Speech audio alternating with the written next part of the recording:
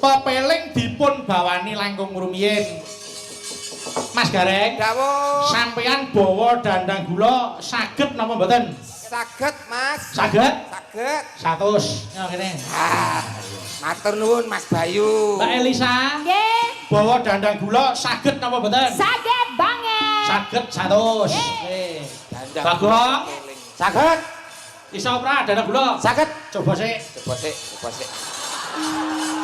Dinyatake sik. Apa-apa iki kenyataane. Iya lho. Buktekke. Aku ya urung nyoto lho, Gur saged ngono tok. Tapi kan Mas Bayu wis yakin aku iso. Mas Bayu ya wis yakin nek Duk Elisa iso. Bener.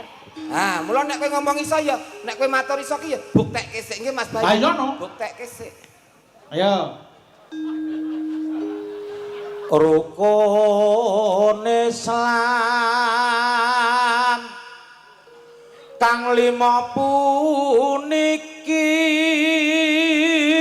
Wah, iso tenan kae. Saged saestu. Atus. Saged nggih. Burung tutuk iki selawe.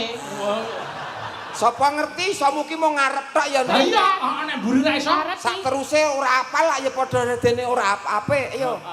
katindakna mring para sasama aja padha ditinggalke. Oh, ganti Mas Gareng sik. Ayo.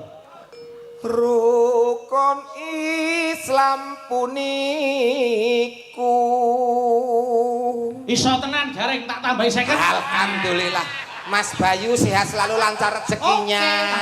Mbak Elisa, ayo. Yo. Sahadate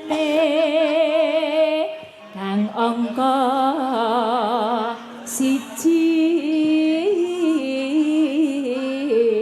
Mbak Elisa yo iso tak tambahi 50. Matur nuwun, Nggih, sembah nuwun berkah Pak Bayu. Jenenge Mas Bayu ki tenan kok. Lomo banget. Wah, nek ngopeni kanca-kanca tenanan. Ayo, Gong. Pak Gono kula saged, Pak. Ayo Dang coba. Ayo. Coba to. Kang angka 2 salat. Pak yo iso tenan, Bagong. Jebule nggih. Lah nek sing 3 ra apal? Nah, Ayo tutuke sik. nak sing ping 2 to. Lah sing ping 3 ne urung. Ayo. Dene kang katelu. 2 3 apal. Ping 4 Ramadan nindakno poso wis rampung dingi. Terus 4 yakat ping 5 ngibadah haji. terus Rukun Islam sampurna. 100 untuk Bagong. Matur nuwun. Bijine 100. Nilainya 100. Cara Dit lho masa yo biji.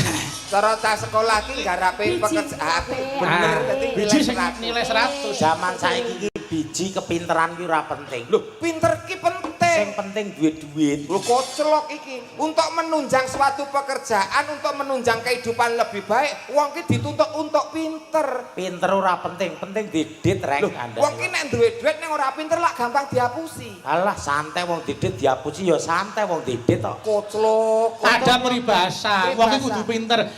Carilah ilmu sampai ke negeri Cina. Negeri Cina. Lah nek nang Cina ora didit par pengklek rono ki. Wong numpak pesawate kudu bayar nggo duit. Ngomongan kok karo walang sangit ngene. Walang sangit ra apa-apa penting didit. Loh, maksudnya ki saiki ki apa-apa serba maju, serba pinter. Wong lagi nang restoran wae lho ya, Nduk. Ya. Kuwi umpama mangan wis saiki Ana langsung hitung-hitungan. langsung QRIS. Yuris. Ya. Merek mudeng QRIS apa ora? Mudeng. Nah, kuwi pesen dadak nganggo ditulis. Nek kowe ora iso maca, ora iso nulis piye? Piye? Lho, Pesen gambar no.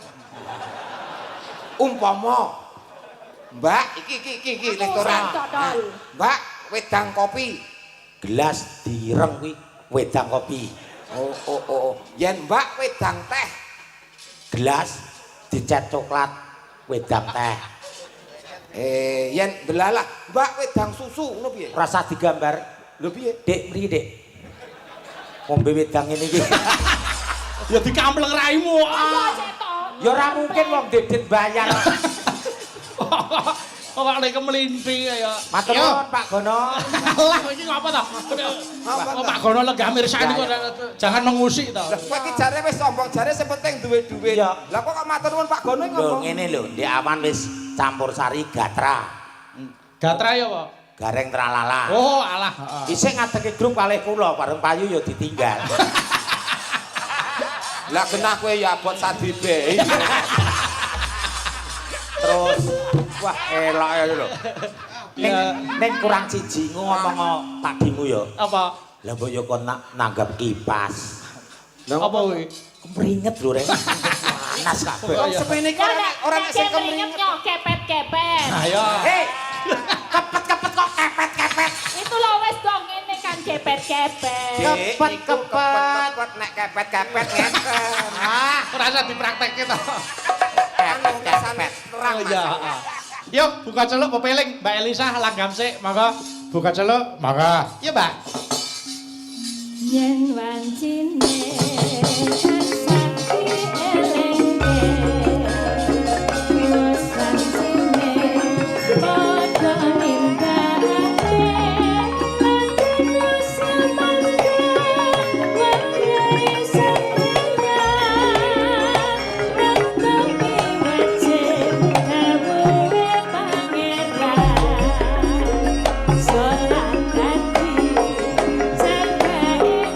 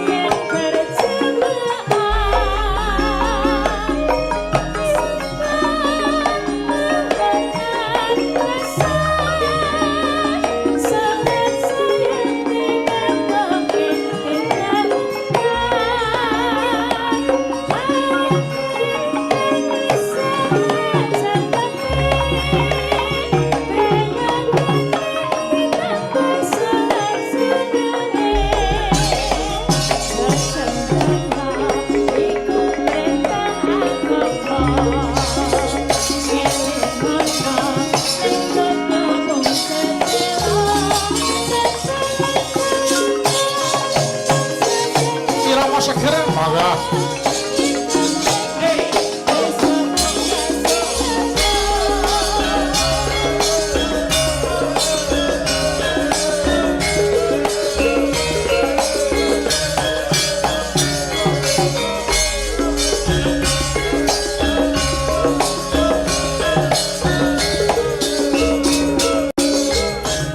Monggo, ur sedaya.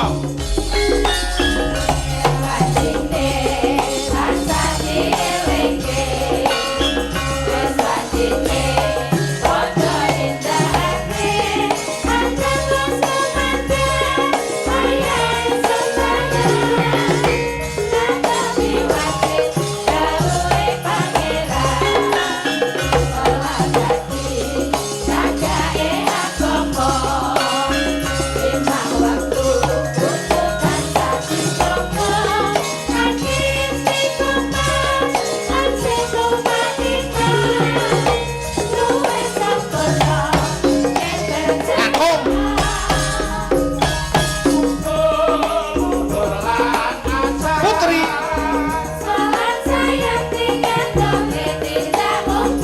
Akum.